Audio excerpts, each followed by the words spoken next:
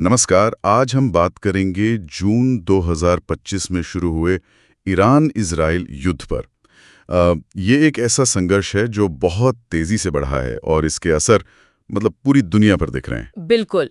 हमारे पास जो जानकारी है वो इस टकराव के अहम मोड़, सैन्य कार्रवाइयों और मानवीय असर पर रोशनी डालती है। हाँ, और दुनिया भर से जो प्रतिक्रियाएं आ रही हैं वो भी काफी अहम हैं।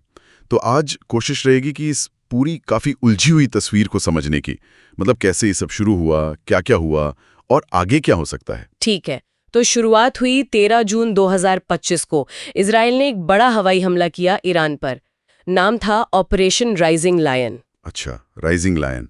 ये कोई अचानक हुई कार्रवाई थी या पहले से तैयारी थी? नहीं, ये अचानक नहीं लगता। सूत्र बताते हैं कि ये एक सोची समझी प्री प्लान स्ट्राइक थी। निशाने थे ईरान के सैन्य और परमाणु ठिकाने। और ये हमला कितना बड़ा था, कुछ अंदाजा है? हाँ, स्केल काफी बड़ा था।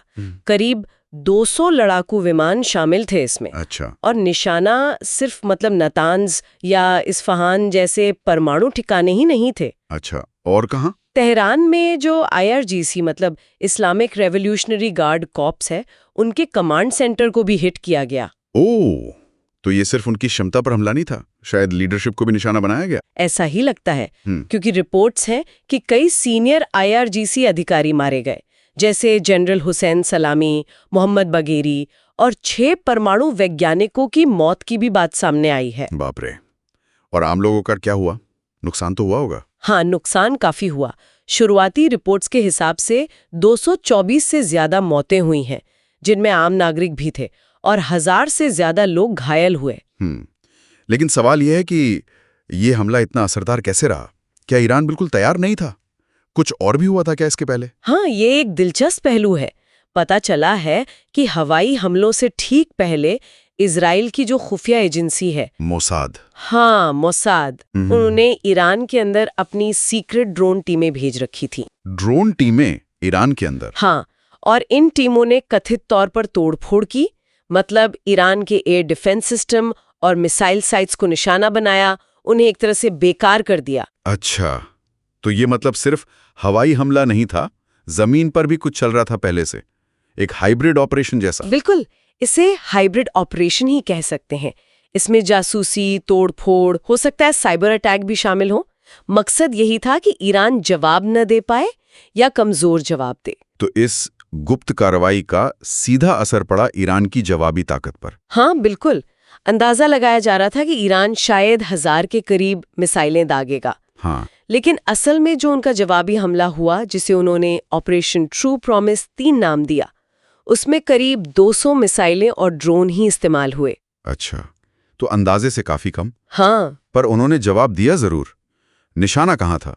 निशाना थे इजरायली सैन्य ठिकाने और कुछ शहर भी, जैसे तेल अवीव और हाइफा। और इस ईरानी हमले में इजराइल को कितना नुकसान हुआ?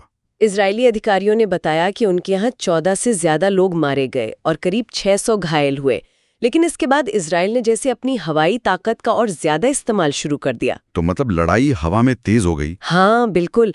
इजराइल ने बहुत तेजी से तेहरान के ऊपर एयर सुप्रीमेसी हवाई दबदबा कायम कर लिया।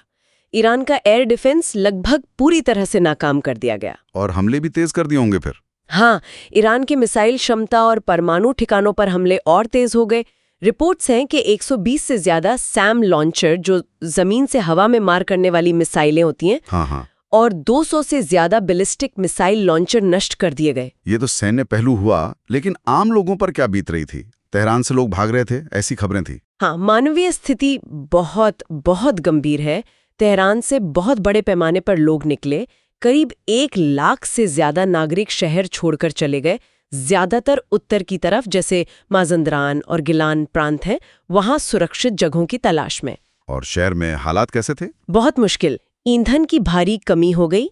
जो बुनियादी ढांचा है, जैसे बिजली, पानी, अस्पताल, उसको बहुत नुकसान पहुंचा। इससे संकट और गहरा गया। और क्या रिहायशी इलाकों या अस्पतालों पर भी हमले हुए हैं? अंतर्राष्ट्रीय स्तर पर इस पर कुछ कहा जा रहा है? हाँ, ऐसी रिपोर्ट्स आ रही हैं कि ऊर्जा संयंत्र, अस्पताल और घरों को भी नुकसान हुआ है। कई मानवाधिकार संगठन और कानूनी जानकार कह रहे हैं कि यह अंतर्राष्ट्रीय मानवीय कानूनों का उल्लंघन हो सकता है। इसकी जांच होनी चाहिए। जाहिर है, इस टकराव का असर सिर्फ ईरान और इजराइल तक तो सीमित नहीं रहा होगा, दुनिया पर क्या असर पड़ा? बिल्कुल सही। सबसे पहला और सीधा असर दिखा ग्लोबल एनर्जी मार्केट पर। तेल की कीमतें करीब 3% तक बढ़ गईं। क्यों? हॉर्मुज की वजह से? हाँ, हॉर्मुज जलडमरू मध्य जो तेल शिपिंग के लिए बहुत अहम है, वहाँ खतरा बढ़ गया, तो शिपिंग की लागत भी बढ़ गई। और बड़े देशों ने क्या किया, अमेरिका, ब्रिटेन वगैरह? उन्होंने अपनी मिलिट्री एसेट्स, मतलब लड़ाकू विमान जैसे RAF टाइफून और अमेरिकी नेवी के जहाज B-52 बॉम्बर वगैरह उस इलाके में तैनात किए हैं। कोशिश ये है कि ये लड़ाई और फैले नहीं। और डिप्लोमेसी, बातचीत किस स्तर पर क्या हो रहा है? वहाँ थोड़ी मिली-जुली तस्वीर है। जो G7 देश है वो कह रहे हैं कि तनाव कम करो, बातचीत करो। दूसरी तरफ रूस और चीन है जो चेतावनी दे रहे हैं कि इससे पूरे क्षेत्र में अस्थिरता और बढ़ सकती है। अमेरिका का रुख थोड़ा क्या कहते हैं मिला जुला है। वो इजराइल की रक्षा में मदद की बात तो कर रहे हैं, लेकिन जो शुरुआती हमला इजराइल ने किया उससे खुद को थोड़ा दूर रख रहे हैं। तो अभी की ताजा स्थिति क्या है? क्या लड़ाई रुकी है या चल रही है? हम ये 18 जून के हिसाब से बात कर रहे हैं। नहीं, लड़ाई अभी जारी है। दोनों तरफ से हमले हो रहे हैं। इजराइल अपनी हवाई ताकत का फायदा उठा रहा है और ईरान अभी भी मिसाइल और ड्रोन से जवाब दे रहा है। फिलहाल तो युद्ध विराम का कोई संकेत नहीं दिख रहा। तो आगे मतलब ये संघर्ष कहाँ जाकर रुकेगा? क्या लगता है विश्लेषकों को? मोटे तौर पर 2 रास्ते दिख रहे हैं। एक तो ये कि किसी तरह बातचीत हो और कोई समझौता हो जाए, शायद ऐसा समझौता जिसमें ईरान अपने परमाणु कार्यक्रम पर कड़ी अंतर्राष्ट्रीय निगरानी जैसे IAEA की निगरानी के लिए मान जाए। और दूसरा रास्ता है एक निर्णायक सैन्य नतीजा, मतलब शायद इसका अंत ईरान में सत्ता परिवर्तन के लक्ष्य के साथ हो। ये भी एक संभावना है। पर दोनों ही सूरतों में खतरा तो बहुत है। खतरा बहुत बड़ा है। चाहे समझौता हो या फिर सैन्य तरीके से कोई नतीजा निकले, दोनों में जोखिम है। प्रॉक्सी गुट हैं, वो हमले तेज कर सकते हैं, साइबर वॉरफेयर बढ़ सकता है, और सबसे बड़ा डर कि ये आग पूरे मिडिल ईस्ट में फैल सकती है। तो हमने देखा कि कैसे ये चिंगारी भड़की, क्या अहम सैन्य मोड़ आए और इसका इंसानी और वैश्विक स्तर पर कितना गहरा असर पड़ रहा है। ऑपरेशन राइजिंग लायन से लेकर ईरान के जवाब और अभी जो तनाव चल रहा है, ये वाकई एक बहुत ही नाजुक और खतरनाक मोड़ है। बिल्कुल। और ये सोचने वाली बात है कि जब 2 क्षेत्रीय ताकतें, जिनकी अपनी अपनी महत्वाकांक्षाएं हैं और जिनमें से एक पर परमाणु हथियार हासिल करने का शक है, जब वो सीधे टकराते हैं, तो इसका असर दुनिया की स्थिरता पर, अंतर्राष्ट्रीय नियमों पर कितना लंबा और गहरा हो सकता है। इस पर वाकई दुनिया को गंभीरता से सोचना होगा।